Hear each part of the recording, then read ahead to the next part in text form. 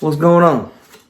Today's video, I'm gonna give a little rundown on scoring a deer. I'd like to go ahead and say I'm not gonna be doing like a Boone and Crockett style scoring, which I basically am, but this will be your scoring method if you killed any other type of buck, not a buck that is going to make no record books. Obviously if you kill one like that, you need to go to an official score and get one. This is just a good way to get an idea of how good a deer you killed. I got in a club that the rules were you got to kill a buck that's X amount of score. It started out as 110, I believe, and then over the years they increased it all the way to 125 was the minimum. And then it fell back to 120, and now the hunting club can kill whatever you want to. You can kill a spike if you want to.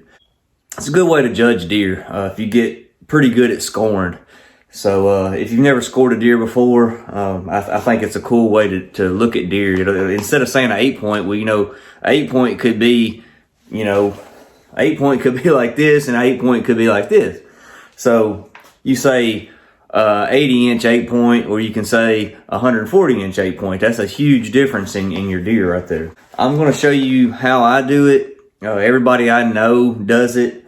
Like I said, this is not a Boone and Crockett method of doing it, although it's their same way. Like, I'm not going to do any deductions, and I'm not going to kill myself trying to find the smallest measurement in each measurement like they do. This is a quicker method, obviously, and I always thought it was dumb how they have deductions. In my opinion, a buck is what he is. Whatever he grosses should be his score, in my opinion.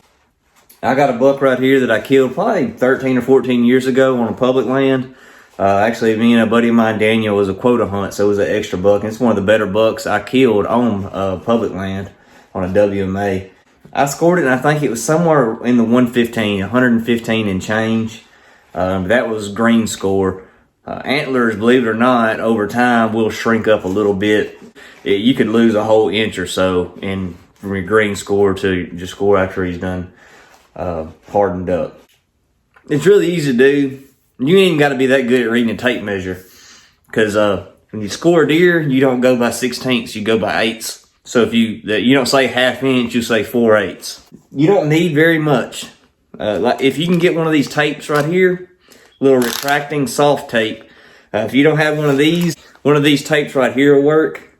It's just these are a pain in the butt because they don't retract, and it just get everywhere, and they're a pain in the butt to roll back up. I wouldn't use a hard metal tape measure because obviously a deer horns are curved, and you're not going to get that curve because that tape's going to want to break and it won't stay flat against the antlers. So one of these is a plus. I mean, I think I got this free from some race I did a long time ago. And a piece of paper and a pen. That's all you really need. And at the end, you might want a calculator. I'll use a calculator. And then, of course, you're going to need a deer to score. Like I said, this is that deer I killed 13, 14 years ago. It's been a while. Nice public land deer. Nothing just outstanding, but a pretty deer. All right.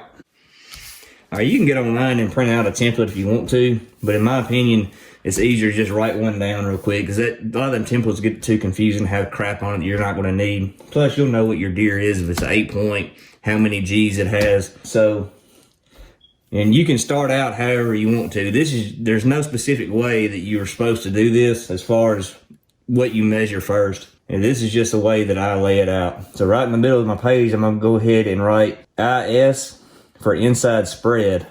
And then this will be my left side, and this will be my right side. So I'm gonna start out with left main beam, and then I'm gonna go to his points, which in scoring deer are called G's.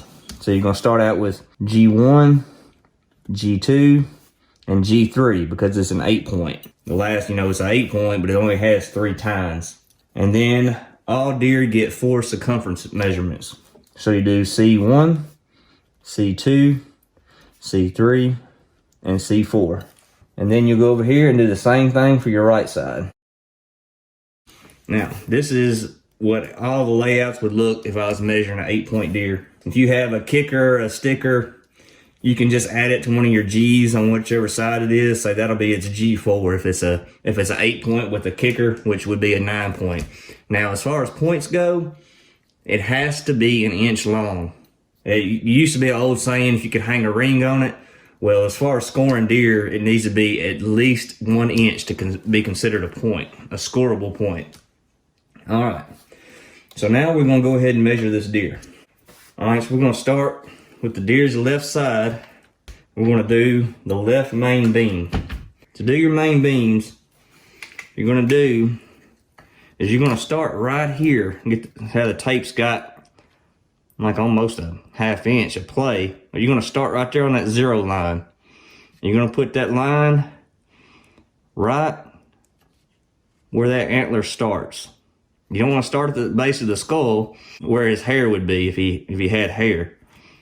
All right, you're going to go up, holding the tape flat.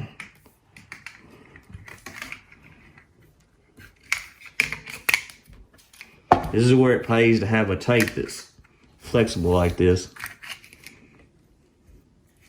You're going to keep going up, holding your spot as you inch up.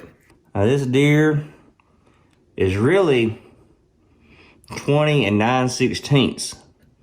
Now in a Boone and Crockett world, you're going to fall back to 20 1/2 or 20 4/8. So we'll go with that. We'll go ahead and say 20 4/8. Now ain't nobody going to shoot you if you called that 5/8. But for the sake of this video, we're going to go with the smaller measurement, round down.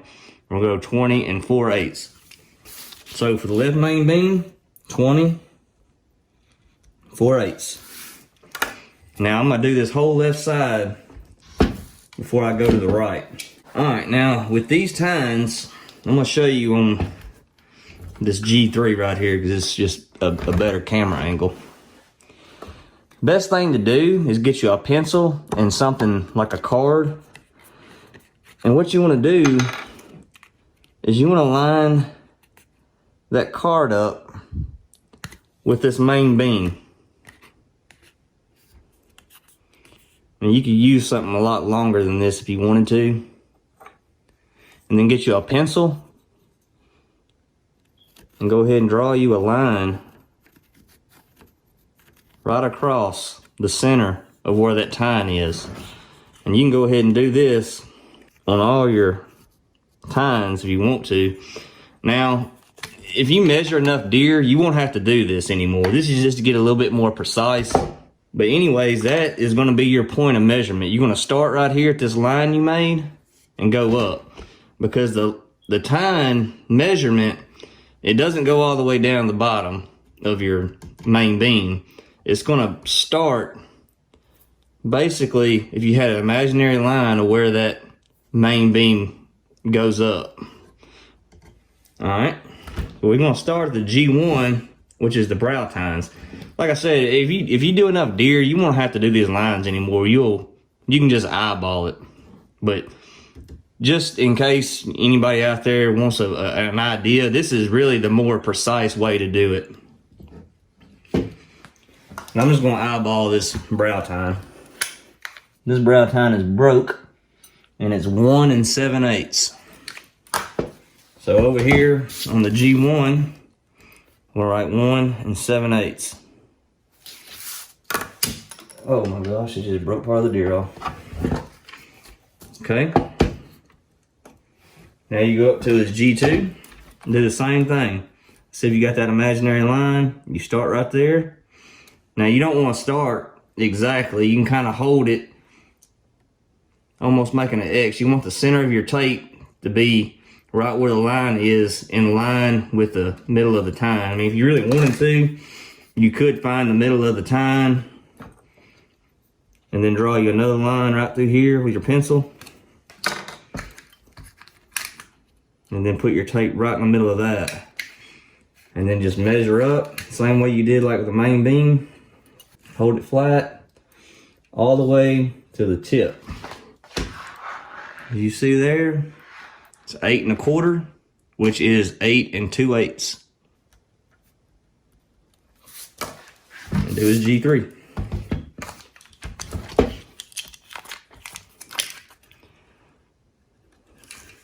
7 1/8. Now I'm gonna do the circumferences. I'm pretty sure that if you're doing like a Boone and Crockett style measurement, what they do is they'll measure their circumference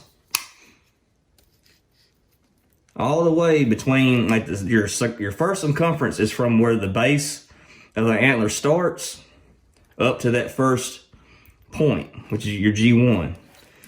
And what they do, Boone and Crockett, is they'll find the smallest place, and that'll be the first circumference. Now, me and everybody I know don't do that. We'll basically go to the middle, in between. It's not the smallest and it's not the biggest. It's kind of like the middle, your median measurement of your circumference. Like right here, we got 3 1/8. And that's what I'm gonna go with. Like I said, this isn't Boone and Crockett measuring.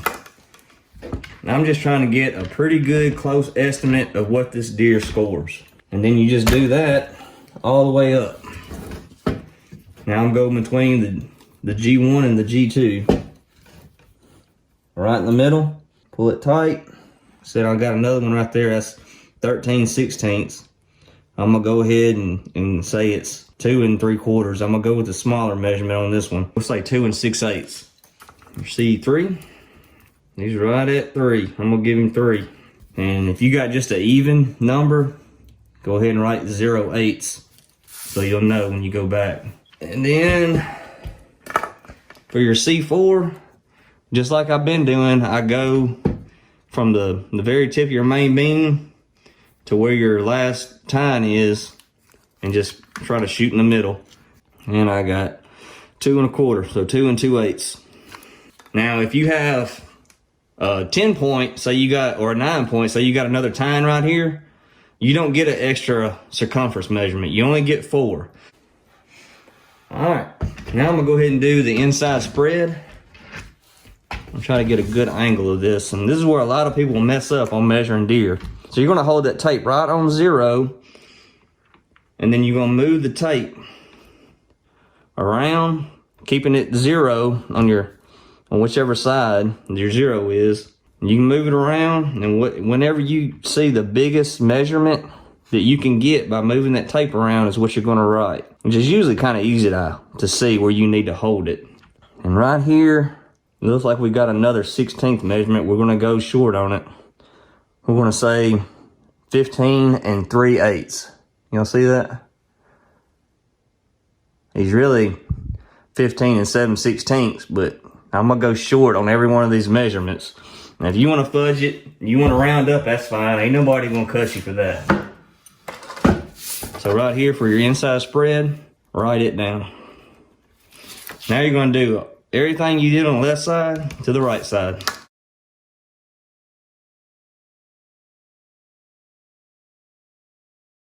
All right, now we got all of our measurements. And what you need to do is add it all up. All right, so what I'm gonna do now is add all of these numbers, your 20, 1, 8, 7, 3, 2, 3, 2, 15, 19, all the way down.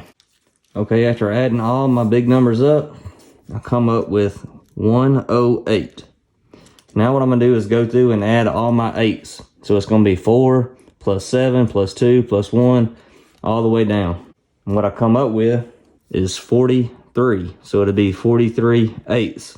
So you need to divide 43 by 8, which will give you 5.375, which will be 5 3/8. All right, so you add your 108 to your 5 3/8, and it'll give you 113 3/8. And that's what your deer scores. I'm pretty confident in saying this deer scores 113 3/8, which is, I'm pretty sure like the first time I scored it, it was 115 and change. You know, maybe the first time around I fudged it and got an extra ½ inch. And this time, you know, I measured him close and got less. You add that to say he dried up about 1 inch. So that makes sense. All right. I hope this video will answer some questions I know there's a lot of people I work with that deer hunting all their life, and they've never tried to score deer, and they ask me, you know, how you do it. it's a lot harder to explain it without a deer in your hands. You know, what you need to measure, how you need to measure this, that, and the other. And is this the precise, you got to do it this way? No, this is the way that I was taught to do it. And like I said, it's really close to how the Boone and Crockett scorers score it. Minus, you know, they'll make the deer score a lot less. They're going to get that smallest measurement, the smallest measurement they can get, like especially out of the circumferences. And probably out of the tines too. They might do the shortest possible measurement. You know, they'll take a long time to measure a deer if it's going in the record books. But a deer like this, a run-of-the-mill deer that you're going to kill, that is no way going to be a record buck. This method works. Score your deer, I think, is a really good way to look at deer and judge them. Like I said, an 8-point can be, you know, 80 inches, or it can be 113. It can be 150 inches. So just saying an 8-point is a broad statement. But if you say 113-inch 8-point and you get used to looking at a deer like that and you know it's a low 1-teens deer or mid 1-teens, it can change the way you look at deer. I appreciate it, and I'll see you on the next one.